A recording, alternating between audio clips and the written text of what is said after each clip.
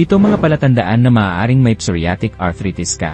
Ang psoriatic arthritis ay isang autoimmune disease na kadalasang nakakaapekto sa mga taong may psoriasis, isang karaniwang kondisyon ng balat. Ang psoriatic arthritis ay naiiba sa bawat tao. Ang iyong mga sintomas ay maaaring mula sa banayad hanggang sa malala, at maaari silang dumating at umalis. Sa tingin mo ay maaaring mayroon kang psoriatic arthritis. Narito ang 7 karaniwang sintomas. 1. Mayroon kang pananakit ng kasukasuan. Kapag mayroon kang psoriatic arthritis, ang iyong immune system ay nagkakamali sa pag-atake sa iyong katawan. Nagdudulot ito ng pamamaga na nagreresulta sa sakit at kakulangan sa ginhawa, pati na rin ang pamamaga ng kasukasuan. Maaari rin itong makapinsala sa iyong mga kasukasuan. Pangalawa, ang iyong balat ay may mga pilak o gray na kaliskis na mga patse.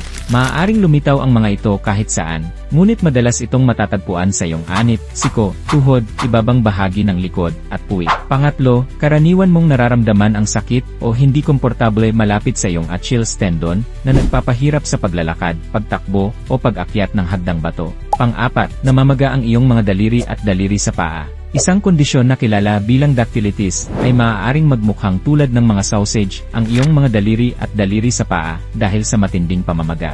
Panglima, ang iyong mga kasukasuan ay matigas. Mararamdaman mo ang paninigas karaniwan malapit o paligid ng iyong mga kasukasuan, tulad ng iyong mga kamay, paa, at tuhod. Para sa karamihan ng mga tao, mas masakit ang paninigas ng kasukasuan sa umaga. Pang-anim, mayroon kang dilaw o kayumangging pagbabago ng kulay sa iyong mga kuko. Bilang karagdagan sa pagdidilaw, ang iyong mga kuko ay maaari ring magkaroon ng mga butas o dent sa kanilang ibabaw. Pang-pito, nakakaranas ka ng pagkapagod.